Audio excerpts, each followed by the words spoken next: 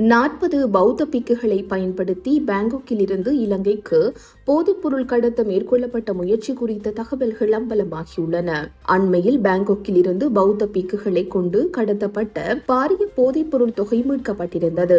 இந்த போதைப்பொருள் கடத்தல் கும்பல் மேலும் 40 பிக்குகளை பாங்காக் அழைத்து சென்று அங்கிருந்து போதைப் பொருட்களை நாட்டுக்கு கடத்தி வர சகல திட்டங்களையும் வகுத்திருந்ததாக விசாரணைகளில் தெரியவந்துள்ளது.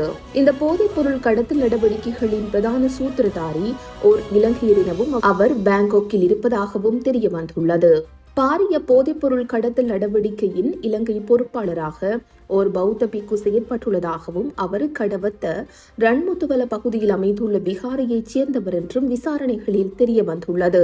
குறித்த சந்தேக நபர் சியம்பலபே பகுதியில் வைத்து போலீசாரினால் கைது செய்யப்பட்டுள்ளார். சில காலங்களுக்கு முன்னதாக இந்த பௌத்த பிக்கு மேலும் 12 பௌத்த பிக்குகளை பாங்காக் அனுப்பி போதைப்பொருள் கடத்தியுள்ளமை தெரிய வந்துள்ளது.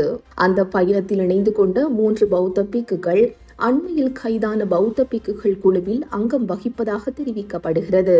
மேலும் ஒரு தொகை போதைப் பொருட்களை கடத்துவதற்காக 40 பௌத்த பிக்குகள் ஆயத்தப்படுத்தியுள்ளதாகவும் இதில் 1-2 தேரர்களை தவிர்ந்த ஏனையவர்களுக்கு கடத்தல் விவகாரம் பற்றி எதுவும் தெரியாது என்றும் விசாரணைகளில் தெரிய வந்துள்ளது.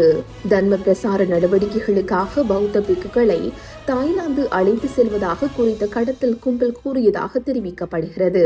அண்மையில் கட்டுநாயக்க விமான நிலையத்தில் கைது செய்யப்பட்ட 22 பௌத்த பிக்குகளையும் எதிர்வரும் 7ஆம் தேதி வரையில் விளக்கமறியலில் வைக்குமாறு நீதிமன்றம் உத்தரவு பிறப்பித்துள்ளது.